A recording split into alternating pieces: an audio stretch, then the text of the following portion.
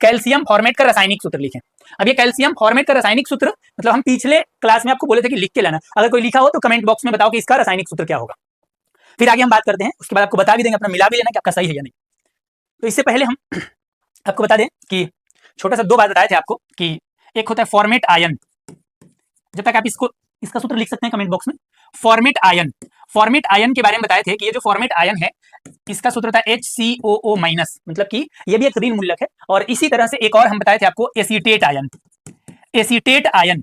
अब ये acetate ion और फॉर्मेट आयन जो है मतलब बाकी धन मूलक और ऋण मूलक में नहीं पढ़ा पाए थे आपको, लेकिन इससे रिलेटेड जो है 10th के चैप्टर में एनसीईआरटी बुक में कई मतलब कि आपको यौगिक मिलेंगे जिसमें ये दोनों आयन उपयोग किए गए हैं। तो एसीटेट आयन का सूत्र होता है CH3COO माइनस चार्ज। तो ये एसीटेट आयन और फॉर्मेट आयन के बेस पे ही मतलब कुछ क्वेश्चन हम पिछले लेक्चर में लास्ट में किए हुए थे, जैसे 2 क्वेश्चन यहाँ भी किए हुए, जैसे sodium format HCOONA, potassium format HCOOK। एक क्वेश्चन हम आपको दिए थे होमवर्क के तौर पे, तो जरा इस पे बात कर लेते हैं कि ये क्वेश्चन कैसे बनेगा।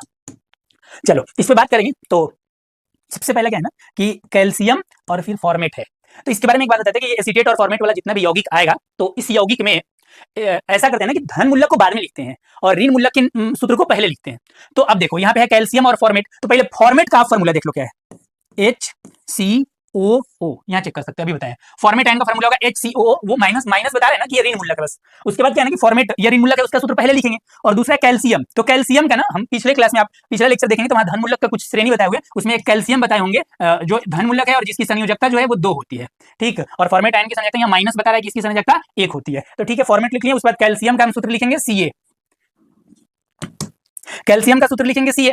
अब क्या है ना कि कैल्शियम फॉर्मेट तो लिख दिए, लेकिन जब हम दोनों का सूत्रीय संकेत लिख देते हैं ना, उसके बाद क्या करते हैं, इनके संयोजकताओं का जो है मतलब कि हम कौणिक गुना कर लेते हैं, या ये बोले कि इनकी संयोजकता को इसके बगल में लगा देते हैं या इनकी संयोजकता को इसके बगल में लगा देते हैं। अब क्या है कि फॉर्मेट की संयोजकता 1 होती है तो यहाँ 1 लगाएंगे, लेकिन कैल्शियम की संयोजकता 2 होती है ना, तो ये देखो कितने तत्व यहाँ देख लो, हाइड्रोजन, कार्बन, ऑक्सीजन। जब एक से ज्यादा तत्व हो और इस टाइप का कोई संख्या लगाना हो ना, तो वहां पे एक होल का साइन देते हैं, और फिर यहाँ पे अगर 2 लगाना है तो होल ट्वाइस। तो यहाँ कैल्शियम फॉर्मेट का रासायनिक सूत्र होगा HCOO का होल ट्वाइस CA। ये 1 नहीं शो करते,